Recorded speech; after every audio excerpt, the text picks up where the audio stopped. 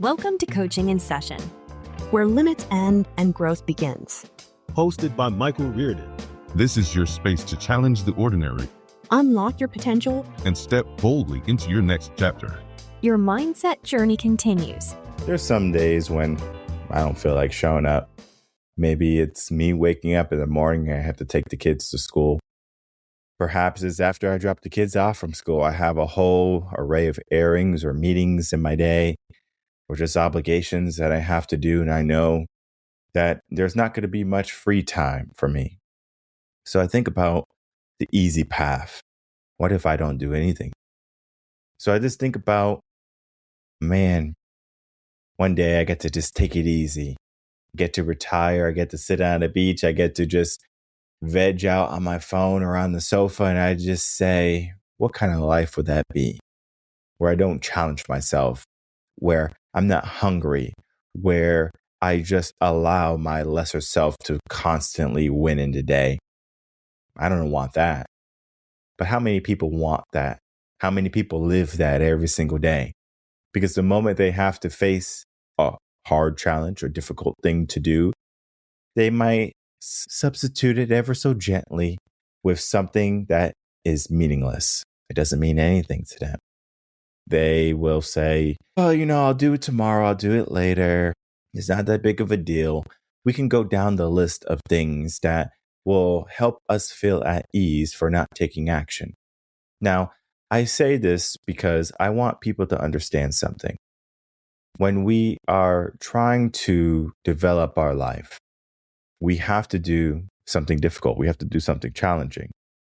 If I wanted to make an adjustment in my life, it's not going to be a simple adjustment. It's going to be filled with trials, challenges, failures, perhaps, and a whole bunch of learning. But that's how we are built. That's how we build ourselves up.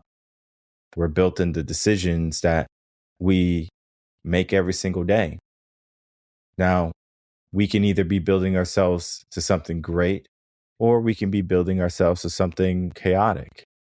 Think of it as a game of Tetris. And I know this is old school. Some people might not understand what Tetris is. But if you don't know what Tetris is, let me explain what Tetris is. Tetris is a video game where they take blocks and you have to line up the blocks with no spaces so that the blocks disappear. It's hard to explain Tetris. So as you're moving these blocks, you are basically deleting blocks. And as the levels increase, the speed increases as well. Well, every single day, we can make a decision to try to knock out one of our lines, right? One of our tasks, one of our goals. But then there's just days where we could just close our eyes and we can just move the mouse or the controller or the dialogue. We're going to get a mess, a chaotic mess. And you're going to see the line. Yeah, sure. Sometimes you might get lucky, but oftentimes you're going to see missed opportunities where you have the perfect piece of the puzzle and you didn't put it in the right spot. That is what our day is. We have the pieces for a specific day, maybe, where it is just perfect. Everything aligns. But there's going to be some moves, some blocks that we get that have no place, that have no home. And that's going to be the majority of our days. And what happens in the mind is that many people, they look at the majority of the days rather than the days that there's a perfect match. Because sometimes we're waiting for that long for piece column because we've been literally anticipating it, right? And as soon as we do, we knock out 4 lines. And we're just like, that is exactly what I needed. And today, this is what we need, a TUS Part 85. We're going to be learning about how discipline is built into decisions you think do not matter. Now, very similar to that game of Tetris, where we're talking about the blocks, right? How maybe the game might not matter to you, but it is that building aspect where every single day we can build something. We can build a beautiful tower, or we can build a Jenga tower that's going to topple over on the next move. Now, Will Smith talked about something early on in his career, maybe in his 30s, early 30s. He talked about being a bricklayer. He talked about how if he was a bricklayer, He wouldn't care about movies or anything like that. If his job was to be a bricklayer, he would make sure that every single one of his bricks that he laid was as neat and as perfect as could be. Then you have to ask yourself, why would a bricklayer care if his bricks were perfect? Possibly he's a man who takes pride in his job. Maybe because he has been taught or he has the mindset to not cut corners, right? To not rush through jobs simply because we want to have a beer, we want to have a reprieve. And this is this idea where you might not think laying down those bricks as peacefully, as smoothly, as symmetrically beautiful or correct, that it has a level of significance. But I'm here to say that it does matter. Everything we do matters. Now, in this article, I talk about how major moments in life, they can help us think. They can help us see, right? We know those matter, right? The birth of a child, our career, graduation, right? Those transform us, right? Maybe it's the loss of a loved one, right? But it's not so much in those moments where it matters because we know all eyes are on us. Everyone is clapping, everyone is cheering, everyone is admiring us, everyone is in a glorious state. But we didn't see the long nights of studying, right? The papers, the sacrifices, all of those things that led up to that graduation. We don't see it. No one sees it. Perhaps you played music, all the nights of practice and rehearsals, trial and error. No one sees it, but they see you when you go on stage and you're just super good at it, right? Everyone's like, oh my God, I wish I can play like you. I wish I can sing like you. But yet they don't understand that you weren't always that way, that the struggle was there for you as it was for them, but you were just consistent enough and persistent enough to make sure that you didn't live that struggle long term, right? It was something that you lived and then you turned it around. Now, this idea where we're trying to carry everything forward, where we're carrying all our ambitions, all our ideals, all our repeated efforts, it might feel as if at some point we can just relinquish them, right? We forget what built us, right? We forget what mattered because it's easy to forget what matters, especially when you have done the work. Now, I remember, and I talk about this because I think this is the easiest way to explain it because it's the easiest story I can think of. When I was a teacher, when I became a teacher, there was a lot of hard work that needed to be put into place before I was a teacher. And I remember I worked full-time and a part-time job. I went to school full-time and I put myself through college and it was not easy. It was not easy, but looking back in hindsight, I wonder how I did it. And I'm like, how the heck did I do that? And then, of course, having a social life and being this guy that everyone wanted to be around and like this like cool person. And I'm like having all these friend groups. I was like, how in the world did I have all of this time? And the answer was, I made the time, right? I made the time for the things I thought were important or the things that I thought were fun. And I lived that life. And I wouldn't have changed anything looking back at everything. But what I will say is, if I didn't do all that hard work, I couldn't appreciate the end result. Because when I was a teacher, the first thing I did was I relaxed. I said, I'm taking it easy. I did all this hard work. I deserve this. I deserve this relaxation. I deserve this reprieve. But the reality was I didn't deserve anything. I could have kept on going. I could have kept on working. I could have kept on pushing myself more. I could have worked 60 plus hours a week. I could have went back to school for something else. I could have kept on going. There was no reason for me to stop, right? Even though I was at an end of my goals, there was no reason for me to say, this is good for me right now. But, I still kept things going. I would go to the gym a couple of days a week, 3 days, 4 days a week, sometimes 5 days a week. I would just do these little things. I'd go to school, work was busy. And then during the summer, I would just go on vacations and go on trips and stuff like that. And I worked a little bit here and there, but it wasn't much work because again, it was summer and I was a teacher. So I was just did some swim lessons here and there. You would think like, what's going on, right? You are this person who was doing all of these things before. Now you're just kind of choosing a life of more comfort. And I understand at some point, maybe you want that, especially if you have grandkids and things like that. But again, people, this is TUS part 85. TUS is for people with strong mindsets, not for people who need a break.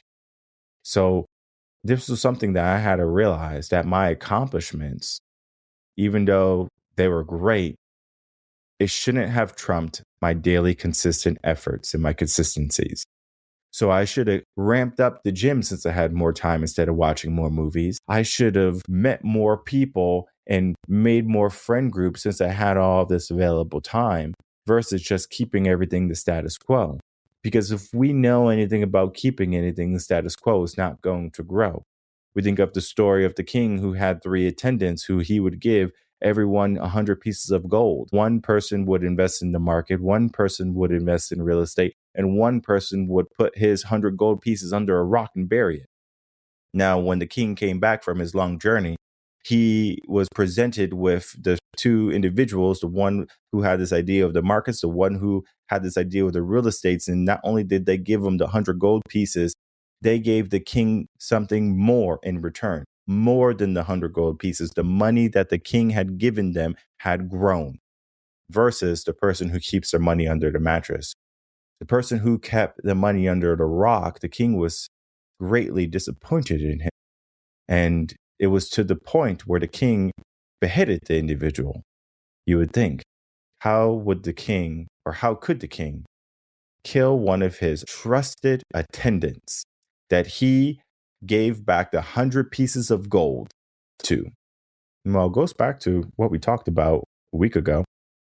We talked about the environment, where we said that you want your environment to be exactly what you need it to be in order to grow, right? It's either expanding you or shrinking you. And sure enough, the king realized, like, as much as you kept the money and you did good, you didn't expand the money. You didn't grow the money. So you're not someone I want in my environment. Now, the king didn't have to kill him. He could have basically let him go and saying, all right, you're relieved of your duties. It was something where this was a lesson, like, pay attention. Of course, it's a story, but it's to say that we have to do something with our time. Now, discipline shows up in many different facets. The discipline that we see ourselves with every single day, especially if you're like an adult or like middle age, is you have to be consistent in your work, right? People work 9 to 5, so they're consistent there. And that could be a discipline. You're disciplined to go to work. Now, we don't necessarily see work as a discipline because you're going to work for a means. You're going to work for a paycheck. Now, if you could go to work and not get paid and you did it just out of the goodness of your heart or because you love it, you could be disciplined in going there, right? There was no incentive. Now, of course, going to the gym has an incentive as well to be in shape, but the discipline to go to the gym is a little bit different, right? To go for a run is a little bit different. To do push-ups and sit-ups and squats every single day, that discipline's a little bit different. Why is it different, right? Well, discipline is going to be something where you have a choice in, okay? Now, you don't have to go to the gym, right? Most people have to go to work, right? And I say that because you want money to have a lifestyle that's going to help you be more comfortable, okay? I say it that way because we know as humans, we have basic needs. We need food, water, shelter, safety, security, and then relation. Now, relation could be, again, the sex aspect, but it could just be human to human interaction. We humans are not meant to be by ourselves. We're just not meant to be by ourselves. Even though we live this lifestyle of solidarity, we are not meant to be by ourselves. We need to talk to people. We need to be around people. There's been experiments where people will go a week or a month without people and just be in an apartment. They'll have video games, they'll have food and they'll have all the stuff that they can do. And they start going crazy after the first week or two. And you might hear some guys talking in the background, if my wife left me alone for a month, I'll be so happy. And the reality is you'll be happy for maybe the first week or two. And then after that, you're going to be like, damn, I miss her. Or damn, like I want to be around somebody. I want to be around the boys, right?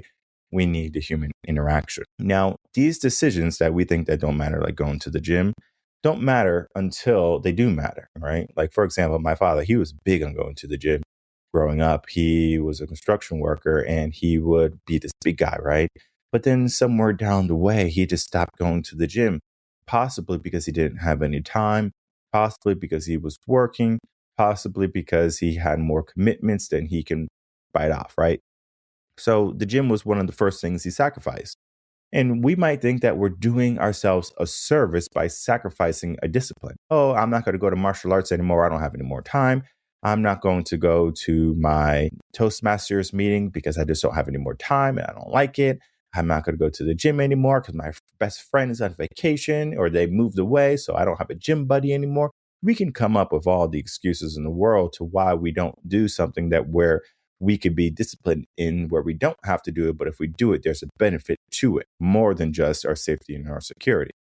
So this idea was my dad, he stopped going to the gym, but he kept on with his bad habits, right? His habits were drinking and just doing the wrong thing with substances and things along those lines, to the point where one day he had a stroke, right? And then even today, he fails to do what he's supposed to do.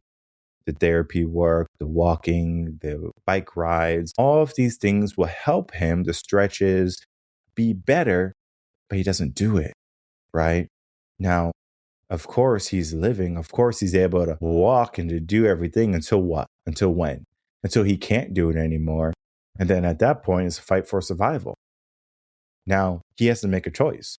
Is he going to be somebody who's just there to their circumstances? And from his environment, he seems to be that way.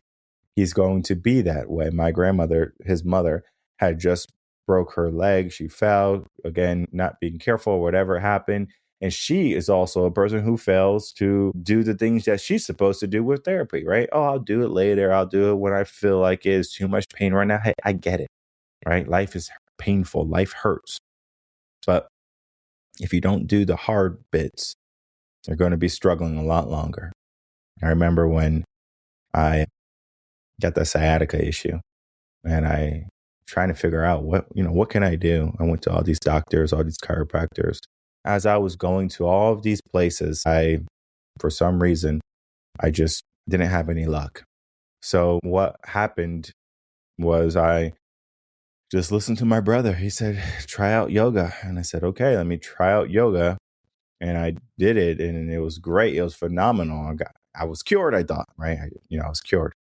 Well, what happened was I stopped, as most people do. They get the results and they stop, right? They think it doesn't matter, right? Because they have done what they have needed to do and they think it doesn't matter anymore, right? They got to the goal, but they didn't remain consistent in the preservation of what they have been building or what they have built, what they have done. So it came back and it came back worse than I think it ever was. And you might think, well, it's because you've been putting so much strain on and working it out. I go, no. It's definitely not that. It's because just because I cured it for a minute, like I took a leave and it basically took the pain away for a week or so. I wasn't cured, right? I was healed, but I wasn't cured. Now, when it came back, I go, well, I know the fix. I know what to do, right? And I remember going there, getting the membership, and I started religiously to go because I had a Groupon before. It's like a 3-month thing, and I did it for 3 months, and it was great, and it worked. And then after, I just said, just give me a year-long membership, right? Because when it came back, I go, I'm not fooling around with this anymore. And I always remember that my yoga teacher, she was like, man, you're in bad shape. And I go, it's amazing how bad of a shape you can be in just a few short months of neglect. And it was because I was busy with everything. I was busy with school. School had just started. I was doing it in the summer. I got healed in the summer. By the time school started, my focus had shifted. And guess what? All the disciplines started to wane because my priorities, or what I thought my priorities should have been, were steering me in a different direction. However, my discipline should have also been a priority. And this is where many of the people fail, right? They think that discipline is just something that they can underestimate, right? It's insignificant, it's small, they can ignore it sometimes, but that is incorrect, right? It's the repeated behaviors, it's the changing of behaviors, it's the changing of mindsets that is going to help us. For example, when I go to the gym, I feel more confident, right? It's not that I look better, it's just I just feel more confident, right? I know going to the gym one day is not going to make me like super like attractive. And I know I'm a good looking guy, but the reality is anyone who goes to the gym just can't say, oh my goodness, look at me. And I know girls sometimes they'll go in with their scrunched up yoga pants and butt things and stuff now. And they go do some squats. And the moment they do squats for the first day at the gym, like they just signed up for a gym membership and they're looking at their butt with their yoga pants and they're like, look, my butt is bigger now. And I'm just thinking in my head, no, it's not. But it's nice to lie to ourselves, right? Sometimes. No, it's not. But for them, maybe it will keep them in the gym a little bit longer. But maybe it would put them in that same mindset of them just being healed. They got the result that they were thinking that they wanted, a nice big butt, right? Because they say guys like big butts. So they were like, oh, now I can get a guy. Now maybe she does get a guy, a boyfriend or something. And sure enough, she doesn't have to be consistent in going to the gym anymore because she already got the guy. She doesn't have to put any effort into it. And this is why sometimes in relationships, you have one person or both couples, they'll slowly start to decline in their physical fitness. Now, of course, age is going to be a factor, right? Age is going to always be a factor because maybe you get hurt or you're not able to do certain things anymore. There's limitations and there's some mindset stuff going on. Your body's going to change, right? When I was 28, my body changed. I had to learn my body again. And some people don't want to relearn things that they have learned once before because they will pick up that routine that they did when they were 16 and now they're 32. And they'll wonder, why is this routine not working? Well, it's been half your lifespan already. So maybe you need to adjust how you are today and then acclimate as you go. Discipline is that, right? Discipline is building you up every single day to be better than you were the day before. Now, like I said, there's going to be things that you don't want to do when it comes to discipline, right? The things that don't matter. You might not think that waking up every day, if you have a business, calling people on your phone, creating networks, whatever it be, going to the gym, saying I love you to your partner or to your kids or whatever it be, just small things, right? You become disciplined in that. And you will see long term the effects. It's going to have large benefits for your goals overall. Now, one of the last things I want you to understand is that I like to give steps when it comes to the TUS series. Now, these steps are going to be for anyone who is trying to build stronger disciplines in their everyday. Now, these are 6 steps that you can be taking, and I want you to walk away with these today. Now, number 1, I want you to identify one area where you can become inconsistent. Maybe it's the gym. Maybe it's with your kids or your partner or whatever, right? Figure out that area. Step 2, stop negotiating with every responsibility. Because sometimes we will debate with ourselves and we will make decisions in our head or ahead of time. We allow temporary emotions to dictate what we do there. So we might say, I feel tired today. My stomach is upset today. All right, let's figure out what we can do today, whatever, right? Well, let's look at step 3 now, right? We need to build smaller wins consistently, right? Because the small wins can add up to the big wins, right? So it's the small wins that are going to help us be consistent. For the 4, we're looking at creating structure around our day. That's simple. We plan our day. And they say that if you can plan your day ahead of it, you'll be more successful in it. So that means the night before you plan what's going to come. Maybe you have work, you're working 9 to 5. Then after work, maybe if you don't have the kids that day or whatever, or if you don't have kids at all, you can go to the gym. right? You sign up for a gym membership. You make sure you go, you're consistent. 5, you focus on repetition more than perfection. When I go to the gym every single day, for example, I might not get the best workout. And it's because I'm fighting this idea of it doesn't matter, right? It does matter. Some days I'm going to have really, really good workouts, and some days my workouts are going to be subpar. But I don't allow those subpar days to ruin what I have accomplished. I have done something amazing, more amazing than some people in the world. Some people might have had that same battle. I don't feel this way, good, or whatever, and I'm not going to go. But I was able to still go, right? We need to beat that self, that lower level self saying, let's stay stuck, let's stay still, let's not move, let's feel comfortable. We need to move. Now, 6 is probably the most amazing thing you can do. You're going to raise your standards quietly. You don't have to tell the world what you're doing. You don't need to go into the gym and take a bunch of pictures and put them on Instagram, or go into the locker room and you take 5 different outfits and every single day you just post one of those other pictures, even though your hair is the same or whatever. Maybe you do your hair up and everything, but you don't have to lie, right?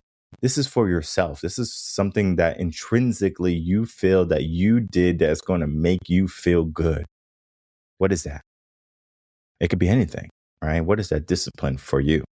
So you have to look at it not as I'm going to announce this goal to everybody. There is a power in that, right? Saying that you're going to do something and then there's some responsibility and obligation to it. But then there's this idea of silently working towards something. And then when you have achieved it, then you can let people know your plans. They're 2 different mindsets. Of course, you can figure out which one works better for you.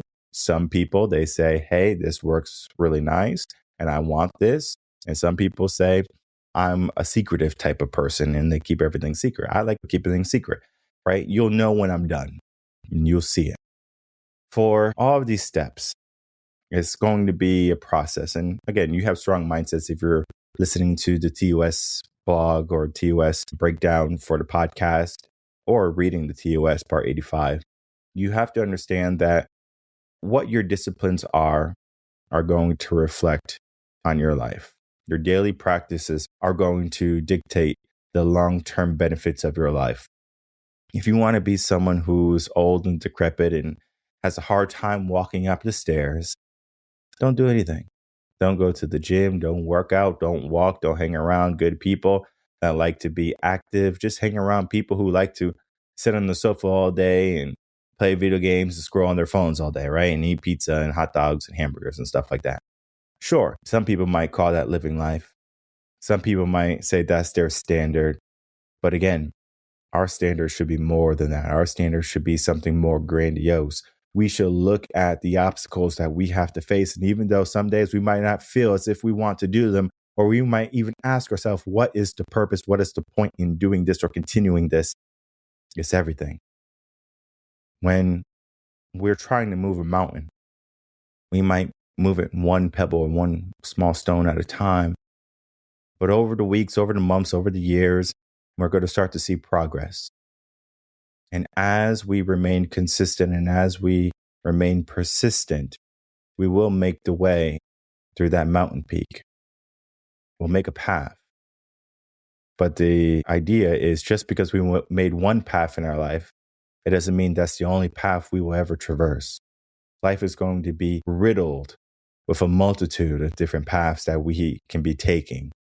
And it's up to us, our responsibility to say, hey, if I want to keep on progressing in life and to keep on enhancing myself, I need to give myself new challenges. I need to discipline myself even more. And I'm going to tell you something where a new discipline of mine maybe as hope or inspiration to you.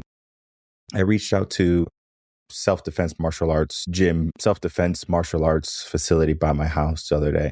I called, left them a message, no response. It's like, what kind of business are you running, people? Like, at least if I leave a voicemail, get back to me within a week or so. Jesus. But whatever. I know sometimes I get busy and I don't respond to like a month. So don't crucify me, right? But either way, I might have to go in person. I'm going to go knock on their door. I'm going to break it down. But then again, I know all those people in there have been practicing for years. So I'm going to probably get beat down if I break down their door too hard. So I'm just going to gently break down their door, and I'm just going to go in and I'm going to gently ask them if I can partake in one of their classes as a demo to see if it's the right place for me. And if it's not the right place, it's not me saying, well, I guess there's no gym in the world for me. I guess I'm just going to not worry about this anymore. But it's for me to continue to look for a place where I can grow. And that should be you too. Continue to find disciplines that will help you grow, that will nurture you and your goals and your endeavors in life. There's going to be days when you might not feel 100%, but if you can give me 100% of what you got that day, then by golly, I think we can do something with it. So if you are a person that is hungry, that is ambitious, that is ready, and you need some help, if you need some support, revenconcepts.com, get yourself a consultation. We can learn more about what you're doing, how you want to live your life, what you're doing about it, and then possibly create a relationship where we are a team helping you on that endeavor. It's not going to be an easy thing. Some days you're not going to feel like showing up. Some days you're not going to want to answer my calls. Some days you might feel as if I'm the enemy. Well, sure, our lesser self is also the enemy, right?